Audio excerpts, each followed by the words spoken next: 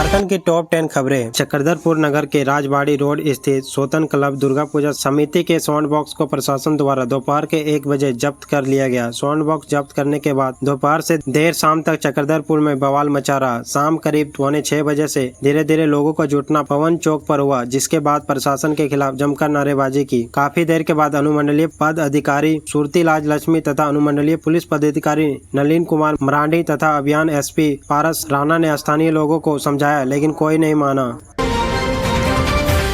बंगाल की खाड़ी में बने लो प्रेशर का असर एक बार फिर से राजधानी समेत राज्य भर में देखने को मिलेगा, जिसे लेकर अगले 5 दिनों तक राज्य भर में बारिश होने की संभावना है। बंगाल की खाड़ी में बने निम्न दबाव के कारण झारखंड के दक्षिणी हिस्से में अगले 5 दिनों तक बारिश होने की संभावना है। वहीं इसका असर राजधानी में देखने को नहीं मिलेगा। 16 से 18 अक्टूबर तक बादल छाए रहने के अनुमान है। इससे न्यूनतम तापमान और अधिकतम तापमान में कोई बदलाव नहीं होगा।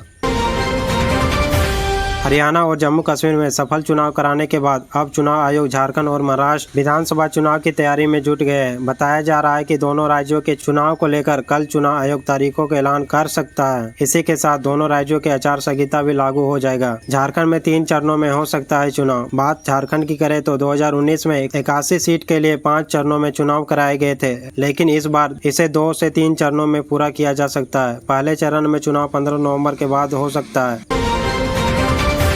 झारखंड में 108 एम्बुलेंस सेवा रविवार को पूरी तरह ठप रही। इससे राज्य में संचालित करीब 500 एम्बुलेंस का परिचालन बंद हो गया। एम्बुलेंस सेवा ठप होने से मरीजों को दिक्कतों का सामना करना पड़ रहा है। हालांकि 108 की सेवा उपलब्ध करा रही agency EMRI green health service के अधिकारी सेवा को बहाल करने और कर्मचारियों को मनाने में लगे हुए हैं, लेकिन उन पर कोई भी असर नहीं पड़ रहा है। रविवार और पूजा के दिन होने की वजह से थोड़ी राहत रही, लेकिन सोमवार को इसका व्यापक असर पड़ने की संभावना है, क्योंकि चालकों ने एम्बुलेंस को मेडिकल कॉलेज और अस्पताल में खड़ा कर दिया है।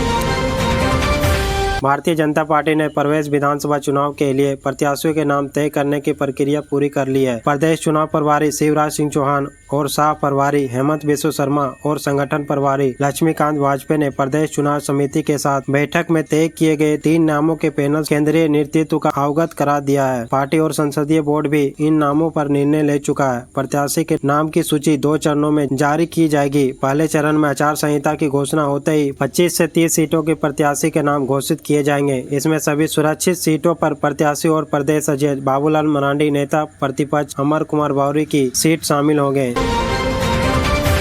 झारखंड में विधानसभा चुनाव की सरगर्मी तेज हो चुकी है, खासकर सिल्ली निर्वाचन क्षेत्र में, जहां राजनीतिक खेला और भी जटिल होता जा रहा है। आजसू पार्टी के दिग्गज नेता सुदेश महतो, जो 4 बार इस सीट पर जीत दर्ज कर चुके हैं, एक बार फिर से जीत के लिए तैयारी में है। उनका लक्ष्य है इस बार 5वीं बार सिल्ली की सीट पर कब्जा जमाना है। उनके संभावित मुख्य प्रतिद्वंदी जयराम महतो की पार्टी द्वारा समर्थित देवेंद्र महतो है। हालांकि ईचागढ़ सीट से देवेंद्र महतो के संभावित उम्मीदवार और पार्टी के अंदरूनी विवादों के बीच उनका रुख बदल सकता है। इस कारण से राजनीतिक समीकरण बदल सकता है, जो सुदेश महतो के लिए चुनावी रास्ते का आसान बना सकता है।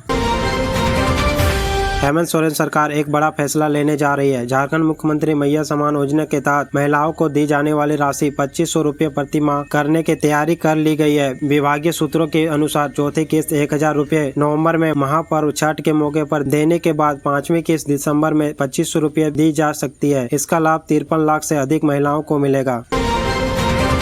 झारखंड में पलामू जिले में दुर्गा पूजा मेले से घर लौट रहे 2 नाबालिग लड़कियों के साथ कथित तौर पर सामूहिक दुष्कर्म की वारदात सामने आई है। एक पुलिस अधिकारी ने रविवार को घटना की जानकारी दी। उन्होंने बताया कि यह वारदात शुक्रवार को नौडीहा बाजार थाना क्षेत्र में हुआ। कुछ बदमाशों लड़कियों के बीच रास्ते ही पकड़ लिया और दुष्कर्म की वारदात का अंजाम दिया। आरोपियों को पकड़ने के लिए बड़े पैमाने पर तलाशी अभियान चलाया जा रहा है।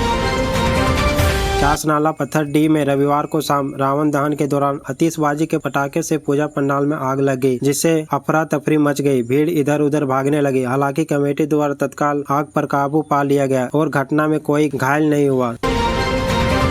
भंडारीदा प्रतिनिधि राज्य आंगनबाड़ी कर्मचारी संघ संयुक्त मोर्चा के पदाधिकारी रविवार को चंद्रपुरा के अलारगो में झारखंड सरकार के मंत्री बेबी देवी के आवास में मिले। प्रखंड अध्यक्ष, सचिव, कोषाध्यक्ष और अन्य पदाधिकारियों ने सामूहिक रूप से जिला कार्यकारी अध्यक्ष विमला देवी की अगुवाई में 8 सूत्री मांगों का ज्ञापन सौंपा गया। 14 अक्टूबर को होने वाले मंत्री परिषद की मांगों को रखने की बात कही। मंत्री द्वारा आश्वासन दिया गया है कि मांगों को रखा जाएगा।